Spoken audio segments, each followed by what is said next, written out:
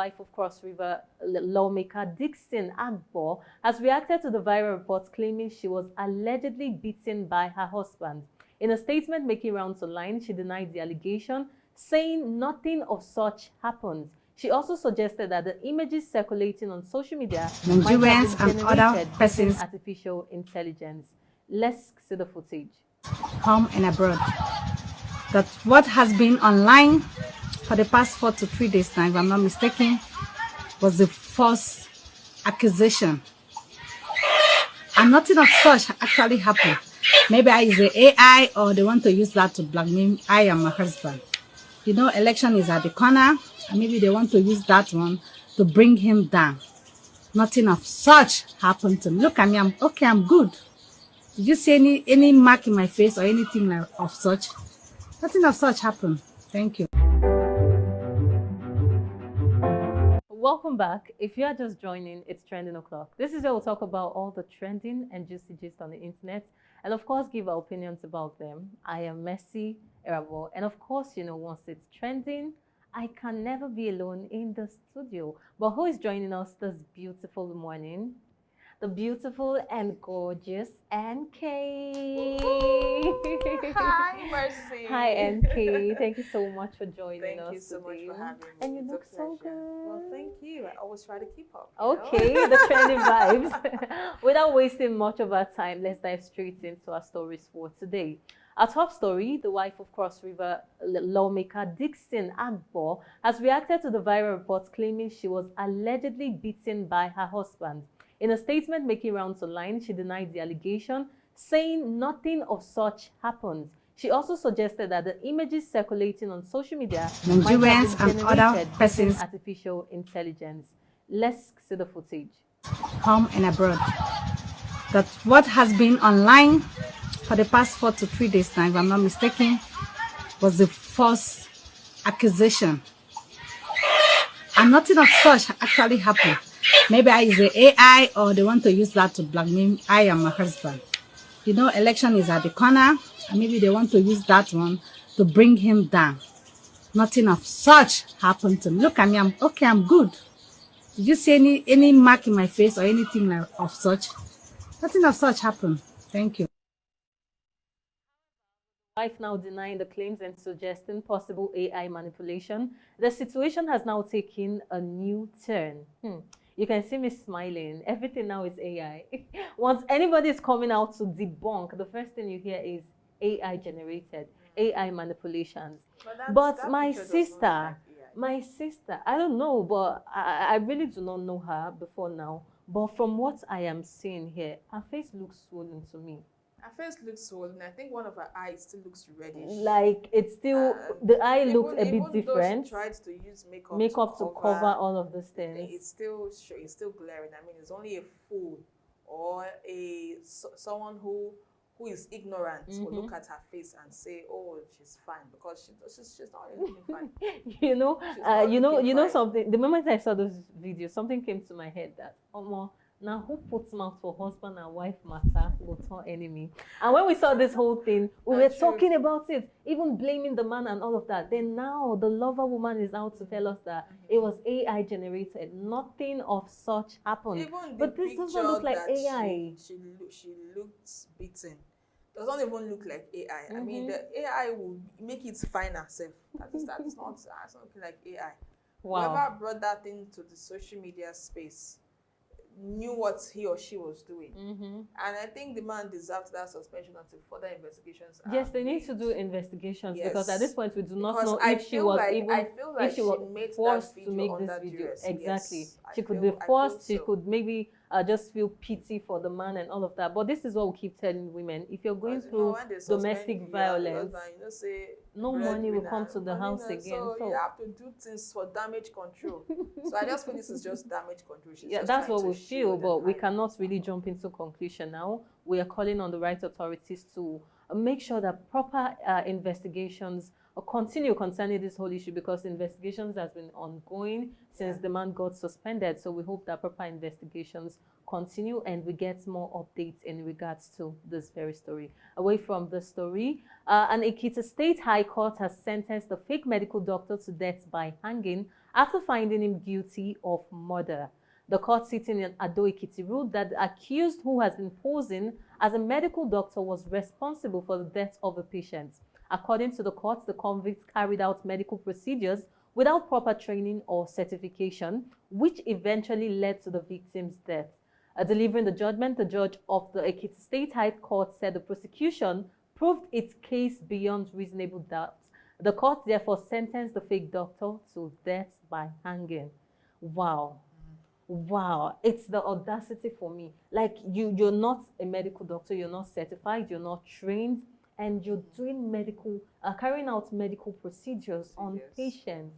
Like, and do you know the funniest part? This is not, it's not just this very man, because that's why you see quack doctors every time. Most of them, I'm sure if they're being investigated, you find out that these persons are not even doctors in the first place. You hear stories of quack doctors, quack medical practitioners, and all of that. I remember one time, this one is not even just a fake doctor. Rather, I don't know, but I went to this very hospital, and this doctor, instead of giving me anti-malaria, gave me flagyl. And the moment I saw it, because I hate that flagyl, the moment I saw it, I said, this looks like flagyl. But the doctor kept on saying, no, it's anti-malaria. Yes, we know anti-malaria is yellowish in color, but this is flagyl. I'm seeing the GYL, and you're saying it's not flagyl. So later, when I knew what I was saying, so he had to quickly, it was just like, hey, it's a different kind of, it's a different brand. You know, they have different brand of anti-malaria, and then he quickly exchanged it. He quickly exchanged it and brought the normal anti-malaria. So when you see things like this, you would know there's a whole lot of them practicing medicine without any form of training or certification. And I hope that investigations are carried out and we do proper check-ins of most of these quack doctors. And when we hear cases of people dying in hospitals, like the case of Chimamanda Adichie's son, rather, that we heard of the case. And thank God that the doctors, they are facing the consequences of their actions, but we do not know if they are fake doctors anyways. And do you have anything to say about this? Well, first of all, he's a medical doctor who is practicing under a medical institution, right? So now, in my thinking, I'm wondering, how did he get employed into that facility without certificate? Wait, hold on. Fine, he may have presented the forged documents and papers and all of that, but then again, medical doctors have license for operation. So if you don't have a license to operate as a medical doctor, you are not supposed to carry out major operations. Okay. So for him to have operated or did whatever procedure on a patient without a medical license, so that when things go wrong like this, first of all, what is being done, the NBA will first withdraw your license. Withdraw the license, yeah. So if you are carrying out such an operation without a medical license, then number one, that's wrong. That is very unethical. And I think whoever gave him that permission to go ahead on that, to operate on that patient, should also be given some sanctions as well, because they are all corporates. So it's not just sentencing the doctor in question. Everyone involved, you know, in assisting him to carry out that operation should also be convicted as well. Of course. Because they are all accomplices to that murder. Well, the person might actually just be looking for a cheaper doctor. So I mean, they don't want to pay the huge sum of amount for the professionals. Well, I can understand. I can get it cheaper elsewhere. The money can be very huge. Yeah. I know, I understand that fact. But then again, the license could have been presented before any kind of operation. But then now he's been discovered and is being sentenced to death by hanging. So he killed somebody. Because he killed somebody. To now face it. But sounds like Nollywood movie. I just hope that more will be uncovered, because these things are a whole lot of them. There are a whole lot of them that are still under the guise of not even medical doctors. We have cases of fake pharmacists, fake lab scientists and all of that's going on. We hope that so the proper NBA, checks are the done. NAFDAC, and all The medical, NDLA, NDLA, everybody should just keep ramping up these people, because I think we need more exposures. We need more people arrests to and be more arrested, because sentences. there are a lot of. In fact, I was told Yeah. by a friend who knew someone who went for an abortion, and now the doctor that carried out that procedure was in one hidden place. Hidden place, to show you how quack he was. Yeah. That girl, she almost lost her life by just a pinch before that man was arrested. Wow. So finally he was found. The place he's using as his facility was a nonsense place. In fact, I can't even describe. But why will desperation push people into going to places like this? Because just I think on Monday we did a story of a lab scientist collecting blood from people, vulnerable people, and then guess where he was stationed? In a ladies' salon. So now imagine I am going to give you my blood in a salon. I would know definitely this is illegal, but most times people out of desperation, they just go to do these things without thinking about it. And then, like, you see the signs. The signs are there, but you still just feel like you want to go ahead with the whole plan. Anyways, let's not waste much time on this very story, because we have a whole lot going on. Quick to the story. Residents of Iju-Abo community barricaded the Akure-Owo expressway in protest over rising cases of kidnapping and killings in the area. The protest comes less than 24 hours after a fresh attack reportedly left one person dead and 3 others abducted. Among those reportedly kidnapped is an APC chieftain, Mr. Joseph Kayode Adladesui. Let's get to see the video of the protest.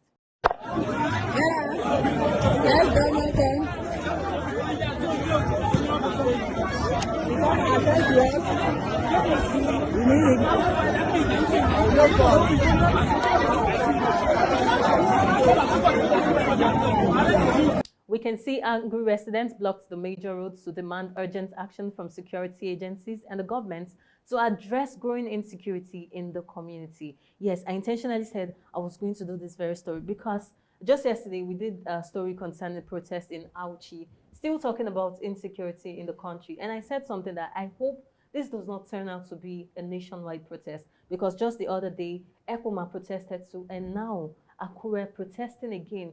And up till this very moment, we've not heard of the government saying anything about this very issue. Just this afternoon, I was going through the internet and I saw how bandits were operating in broad daylight.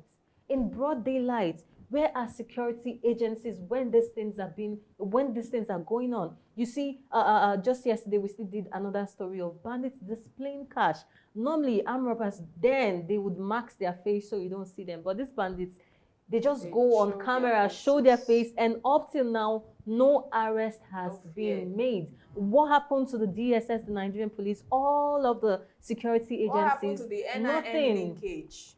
Nothing is being done. Like, nothing is being done. And now the people are feeling like we need to take laws into our hands. Since the government, the security agencies are not helping us, let us help ourselves at this point. And we're not to really blame them, because at this point, they're trying to fight for their own life. And Kay, what do you feel about this very I mean, wouldn't it even be better if we have it as a nationwide protest? Because, I mean, that's what it is turning out to. Insecurity is in every state of the nation. So, I mean, I believe if it now becomes a nationwide protest, I think the government will speak up, because now different states, different That's if they don't go about throwing tear gases and all of that. Just like what happened with the NSAS protest and every other protest that we've been seeing. So it's not just enough to have protests, because we always have protests in Nigeria. But the question now is, do the government really respond to this protest? That's the thing. Or they try to disperse the people by throwing tear gas and chasing them away, instead of addressing the real issue. So these are some of the challenges that we face in the country.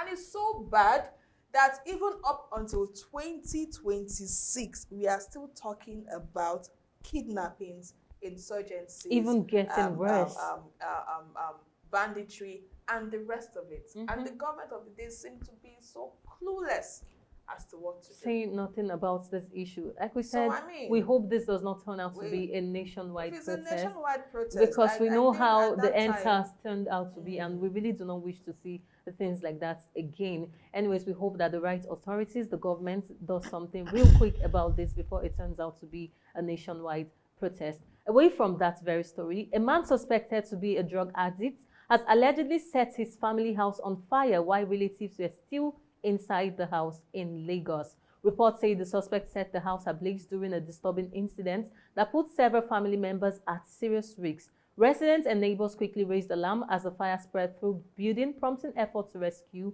those trapped inside the building. Let's see the footage. Tear the blood. She'll get down.